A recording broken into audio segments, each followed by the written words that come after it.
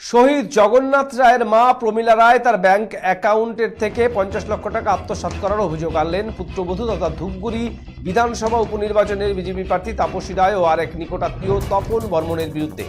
শনিবার সকালে ধূপগুড়ির বিধায়ক নির্মল চন্দ্র রায়ের বাড়িতে উপস্থিত হন জগন্নাথ রায়ের মা প্রমীলা রায়।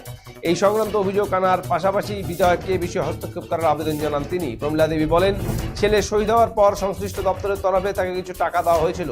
তিনি অসুস্থ মানুষ, পড়াশোনা জানেন না, ছলে বলে তার সেই টাকা আত্মসাৎ করেছে তার পুত্রবধূ তাপসী রায় ও তপন বর্মন নামে এক ব্যক্তি। তিনি এই বিষয়ে বিচার চেয়ে বিধায়কের কাছে এসেছেন। তবে এই নিকটাত্মীয় তপন বর্মন বলেন, তিনি যেটুকু জানেন প্রমীলা রায়ের অ্যাকাউন্টে 15 লক্ষ টাকা ঢুকেছিল, তাহলে 50 লক্ষ টাকা কীভাবে অ্যাকাউন্টে এলো? আসলে আমাদের কিছু নিকট আত্মীয় আমাদের কয়েকজনকে বদনাম করার জন্য এই সমস্ত কিছু করে যাচ্ছে। সঠিক তদন্ত হলে পরিষ্কার হয়ে যাবে কোথা থেকে টাকা এলো, কোথায় গেছে। এই বিষয়ে বিজেপি প্রার্থী তাপসী বর্মন বলেন, সম্পূর্ণ ভিত্তিহীন অভিযোগ। সরকার সেই দপ্তর থেকে টাকা এসেছে, তার যদি ঘটনা তদন্ত করে তবে পরিষ্কার হয়ে যাবে কাকে কত টাকা দেওয়া হয়েছিল। আর অন্য কারোর অ্যাকাউন্টে টাকা ইচ্ছে করলেই তুলে নেওয়া যায় না।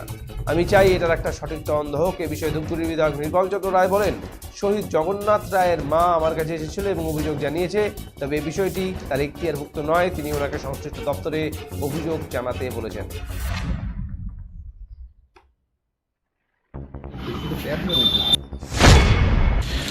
দেখুন, বিষয়টা যদিও পারিবারিক, কিন্তু তারপরেও এখানে যে তৃণমূলের একটা ঘৃণ্য চক্রান্ত আছে সেটা বলতে বাধ্য হচ্ছে এই কারণেই, কেননা আজকে যদি আমার সঙ্গে ফ্রড হয় কোনো, আমি নিশ্চয়ই থানায় যাব, আমি নিশ্চয়ই প্রশাসনের দ্বারস্থ হব, আমি নিশ্চয়ই কোর্টে যাব। একজন বিধায়কের কাছে কেন দৌড়াবেন উনি? আপনার কি হয়েছে অ্যাকাউন্ট থেকে? টাকা টাকা হাওয়া করে দিয়েছে তাপসী, তপন রায়, তপন বর্মন, তাপসী রায় বেশি করে নিয়ে নিয়েছে। এসেছে এক মাস আসার পরে ওই ব্যাংকে দেখি জিরো নাম্বারে করে এগুলো বার করছে। মানে এটা কোথাও মনে হয় যে উপনির্বাচনের সময় যখন ভোট চললো, কি জানি হ্যাঁ, তখন নিতে পারিনি। আমরা কেউ আসেনি, জানি না। মানে এইরকমও কি আশঙ্কা হতে পারে? তখন তো হচ্ছে ভোটের সময়, তখন তো আমরা কেউ ছিলাম না, ওগুলো আমরা জানি না। তিনি কি থানা দ্বারস্থ হবেন? থানাতে তো আমি জানি না এখন কি করতে। শহীদ জগন্নাথ রায়ের মা তথা ধূপগুড়ি বিধানসভা উপনির্বাচনে বিজেপির প্রার্থী তাপসী রায়ের মা আপনার দ্বারস্থ হয়েছেন কেন?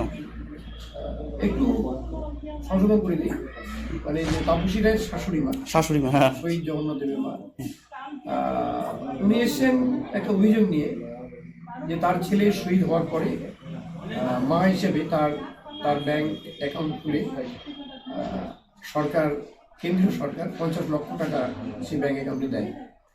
তো আজকে অনেকদিন পরে উনি শিক্ষিতা নন, অনেকদিন পরে উনি ব্যাংকে গেছিলেন, উনি অসুস্থ হয়েছিলেন, ফলে চিকিৎসার জন্য টাকার দরকার ছিল, ব্যাংকে গেছে, ব্যাংকে গিয়ে দেখেন যে তার যে 50 লক্ষ টাকার যে অ্যাকাউন্ট সেটা নীল হয়ে আছে, জিরো হয়ে আছে।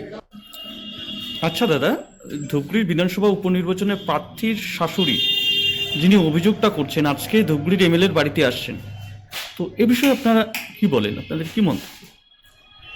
দেখেন, আমরা আগে থেকেই বলছি যে শহীদদের নিয়ে বিজেপি কিন্তু প্রতারণা করছে। আজকে একটা মাকে নিয়ে যে প্রার্থী ছিল, যে মানুষের কাছে ভোট ভিক্ষা চেয়েছিল বিজেপির নামে, সে আজকে যেটা শোনা যাচ্ছে বা তার মা এসে অভিযোগ করছে যে তার সেই প্রার্থী এবং তার কোনো এক নাতি সেই 50 লক্ষ টাকা তার কাছ থেকে হাতিয়ে নিয়েছে। ঠিক আছে, এটা বিজেপির নেচার। কারণ এখানে শুধু এখানে নয়, বিজেপি এখানে কেন্দ্রতে যা কিছু করছে, যত মানুষকে মানে প্রতিশ্রুতি দিয়েছে, একটা প্রতিশ্রুতি তারা রাখতে পারেনি। এইভাবে মিথ্যা করেছে এবং ছলচাতুরি করেছে। জয় সাহাকে আজকে লক্ষ লক্ষ টাকার মালিক করে দিয়েছে, এভাবে বিজয় মালিয়া বাইরে চলে গেছে।